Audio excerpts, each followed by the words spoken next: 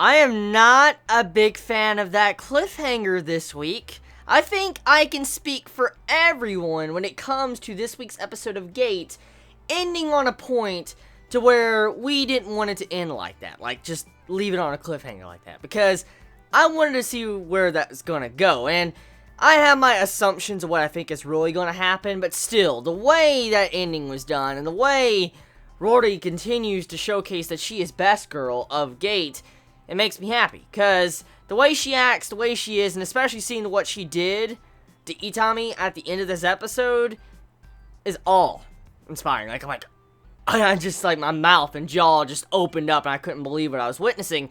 So, this episode of Gate, I gotta say, this was the mandatory fan service hot spring episode. That's kind of what the episode was. Like, it had a bunch of fan service, and I mean, I kind of expected as much this type of series would have something like that, because it is kind of a harem series, and so it would have some of these core themes that you would see from a harem when it comes to, like, spa episodes and stuff like that. So it's nothing to really be, like, shocked about when it came to this episode, and I have to say, I did like seeing some of our girls in different attire compared to what they normally are in, compared to previous episodes, because we know we've constantly seen our main female characters in one dress, and to see, like, someone like Rory in a different type of dress, it reminded me of Shiro Neko.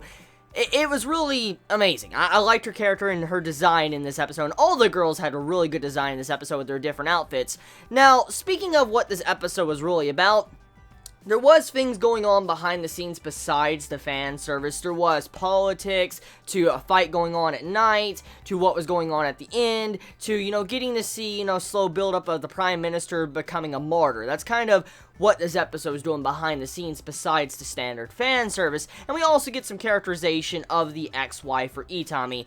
And for the most part, I'm going to say, the ex-wife, I'm actually kind of a fan of her. I mean, the way her personality was done, the way she was acting, and then what we found out from her after watching this episode, it was definitely something that made me enjoy her character a lot more. We come to find out that the ex-wife of Itami, the reason why they split up was because when they met, the ex-wife wanted a relationship. For instance, she's like, oh, you make a lot of money, you know, you should support me, marry me. And so they got together because of money. That's kind of how the relationship started. It's because he could support her with money, and that's mainly why they got in a relationship.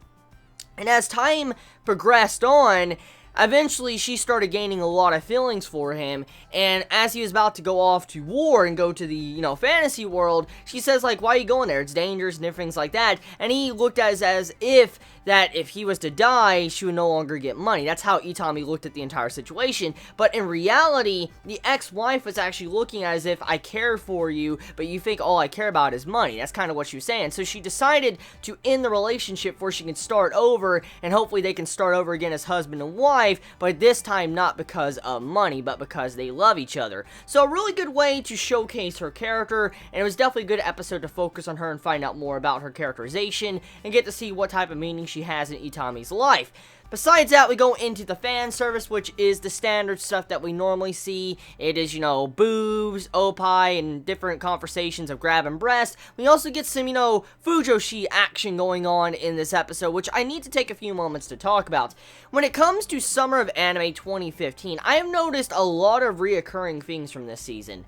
BL. I've noticed BL quite a bit from this season, and I mean, thinking about it from previous seasons, there's not many anime that usually go down the route of fujoshi or even yuri nowadays, and I noticed when it comes to this season of anime, I've noticed a lot of BL themes, like for instance Fate and then this, and just to see how it constantly pops up, it just makes me question, like, is this the new theme that is in Japan right now? Because I mean, Japan has this certain thing about it where it goes through these phases. It goes through, like, you know, a trap phase, to maybe it wants to go from like a girl that dresses up as like a boy, like I guess a trap, and then BL phase, and then Yuri phase, and so I wonder if this is kind of where Japan is going right now with like a BL phase, to where there's a bunch of, you know, themes behind the scenes with BL going on, but that's just my opinion on that entire topic. Besides that, the politics, I'm liking the politics, I'm liking the direction of it. I'm a big fan of politics, as you all know, and getting to see stuff like that with the martyr of the Prime Minister, how he's giving up his political career to be able to do what he has to do. I mean, it was a really enjoyable part of this episode that definitely made it